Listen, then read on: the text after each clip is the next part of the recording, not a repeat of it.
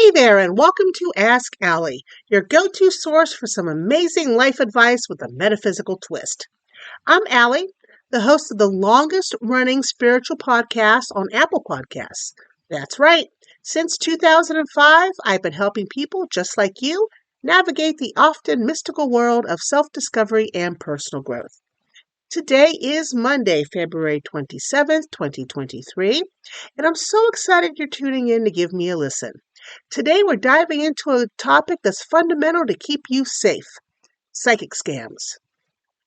And if you're loving this episode and want to learn more, head over to outofbodyecstasy.com. There you'll find a ton of resources and information, including how to book a reading with me. And don't forget, if you're feeling extra generous, please give this episode a 5-star rating, leave a review, or share it with 3 friends. Together, we can create a community of like-minded spiritual individuals who are all working toward creating a better life for ourselves and others. We are on season 18, episode number 8. I apologize for not being here last week. My right lymph node was very swollen, and anytime I would talk, it would get a lot worse. So I decided to forego doing Ask Allie last week just so I wouldn't be in so much pain. My doctor has stuck me on some supersonic um, antibiotics. I hate them. I'm not going to lie. I'm having a lot of different side effects from it. However, the lymph node is no longer really that swollen. And the crap I've had in my lungs and in my sinuses for weeks on end is finally starting to go away. So, that's a bonus. This is day number 4 of 7 of my meds, so 3 more days to go and I should be done with this. And hopefully this crap shall not return. So let's move forward to the magical item of the week, which is, if I say it right, bergamot mint oil. Okay? It represents the planet of Mercury, the element of air. The magical influence are physical energy and prosperity. Now, this oil has a nice, crisp, citrusy scent. Okay, it's really from the leaves of the plant, not the fruit itself. You want to smell the oil. I can never say the words. We'll just say with using your imagination to increase physical and magical energy, to increase the flow of money into your life, and also to ensure that you spend wisely and take advantage of offers to earn more. You want to inhale the oil while imagining yourself doing just that, making the correct financial decisions, sticking to a budget if you make it, welcoming and allowing money to come into your life. And a folk magic spell directs us to put some of the oil onto paper money before spending it to ensure its return. Inhale the scent and imagine it happening. All right? And a picture of this oil, as well as what it represents and the magical influences, will be on this episode's post at outofbodyecstasy.com. And moving forward to the Oracle card overview of the week for February 27th, 2023. We're using the Sacred Forest Oracle by Denise Lynn. If you would like to see the cards I am about to draw, this too will be on this episode's post on outofbodyecstasy.com. So let's give it a shuffle here and see what we got for this week. I know the red energy is heavy again this week, so I'm hoping it doesn't influence everybody negatively, but it can put pressure on us. So, let's see, card number 1, card number 2, and card number 3. All right. This side, what do we have here? All right. All right. Interesting. So for Monday and Tuesday this week, I pulled the Blueberry Fairy, which is all about gratitude. And I know we hear it a lot, especially in the metaphysical community. Show gratitude. If you show gratitude for what you already have, then more will follow. And it's true. I like to say this is something made up and it's all woo-woo-y, but it's not. And Monday and Tuesday is the perfect time for you to show gratitude with what you already have. If you're above ground and you're breathing, that is something to be grateful for. Because really, if you think about it, every day that we are alive, we have a new day to make changes, take new paths, make different choices, and push towards the life we wish we would have had years ago, correct? So Monday and Tuesday, you want to show gratitude. You can, say it to yourself. You can write it in a journal. You can say it on social media. However, it benefits you and however you feel best doing it, that's the way you do it. And then on Wednesday and Thursday, we have the card Pegasus, which is all about transcending. It's transcending into a new, maybe, way of thinking, a new life, a new way of being, a new path, a new opportunity, a new job, a new love, just a new state of you is Wednesday and Thursday. And then Friday, Saturday, and Sunday, we have the card Dragon, which is all about power.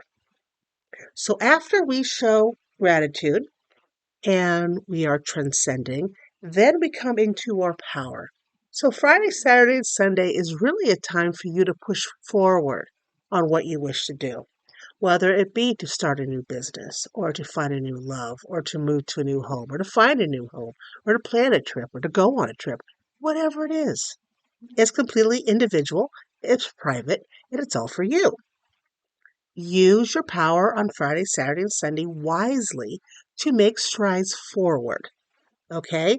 You can, of course, use your power to not make life go very well for you or for others. It's all where you direct your thoughts, your energy, and your action. Okay? So be very careful on Friday, Saturday, and Sunday where you put your power. Again, to recap, we have gratitude for Monday and Tuesday. We have transcending for Wednesday and Thursday. And for Friday, Saturday, and Sunday, we have power. And that is your outlook for the week for February 27th, 2023. Now, moving on to the topic of the week. 5 clues that it's a psychic scam. Now, when I had the site gypsyadvice.com, I would go into psychic scams in detail. And I used to list people who were scam artists. That brought a whole lot of negative tension to me, a lot of negative energy. And although I am very powerful energy-wise, having a lot of different arrows thrown at me at once, it takes the toll. So I took down who the psychic scammers were.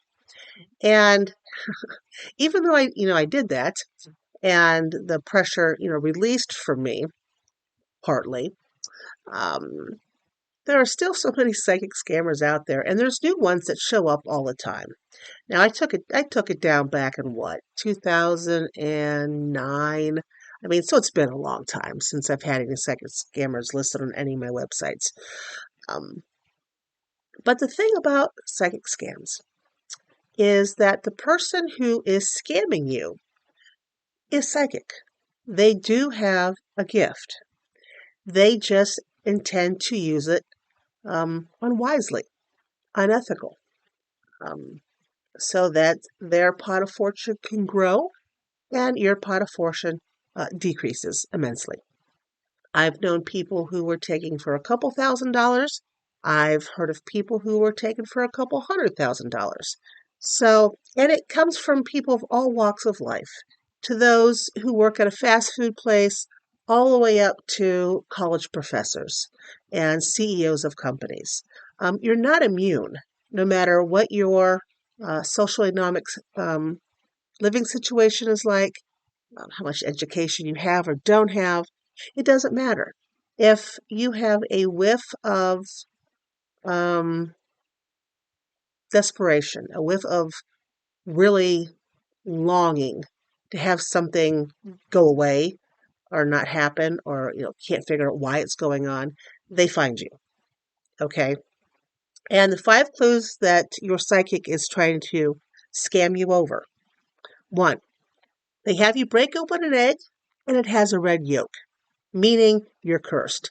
They inject the egg with red dye. That's how it's red on the inside. 2, they want you to give them an important piece that they feel is cursed. So it could be family jewelry, it could be a painting, it could be some sort of object that's been passed down in your family.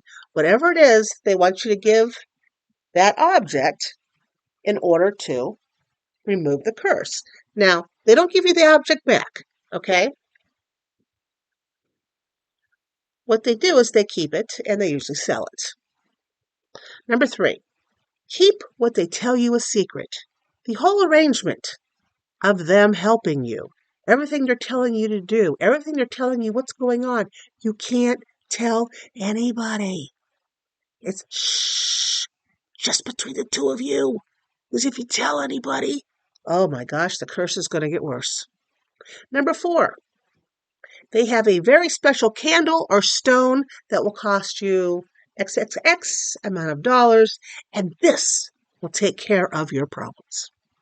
Number 5, you give them X amount of money to break the family curse. The only problems with 4 and 5 is that once you give them money, they're going to keep asking for money because whatever you're doing, whatever they're doing, doesn't work. So you have to give them more money because the curse is deeper than they thought. It goes all the way back 1,000 years or something outrageous like that. But it goes back so far that you have to keep giving them money. All right? Psychics are very helpful individuals. The up to front ones, like myself. We're helpful. We give you advice. We tell you what's coming on. We give you, suggestions on what to do. But we also do not encourage you to keep coming back. Come back next week and, give me another $100 and we'll talk about this some more. Something like that. You can certainly keep going back to somebody. It's different if they encourage you to come back. If you want to see somebody a few weeks in a row on your terms, that's one way. But if they say, oh, you better come back next week, that's another way. That's the scam way. Okay? No one person should ever be obsessed with getting psychic readings. A psychic can only tell you what they see based on the current path that you're on. A real psychic, one that doesn't scam you. And if you change the path, you change the outcome. Okay, so if a psychic gives you advice, and you don't like it, well, then you don't like the outcome, really. Then you change your path. You change what you're doing. It'll change the outcome. Then you won't get the outcome they said you were going to get. See how that works? Now, if you're listening to me and you're like, oh my God, I knew that person was a scam artist. I cannot help you get your money back. So please don't contact me. I can't do anything about it. You're going to have to go to law enforcement in whatever country, state, province you live in. They're going to have to help you. And I know it feels like that you did something stupid. And how can you be such an idiot? Because I've heard these terms from people before telling me how they felt. You're not stupid. You're not an idiot. You were just a person who reached out for help, desperate to find an answer, and somebody took advantage of that. That's not your fault. That is their fault. Okay? And if this happened to you, it has probably happened to somebody else. Many somebody else's. Okay? So reach out to law enforcement and try to put a stop to it. So we're here at the end. I want to thank you for joining me here at Ask Allie.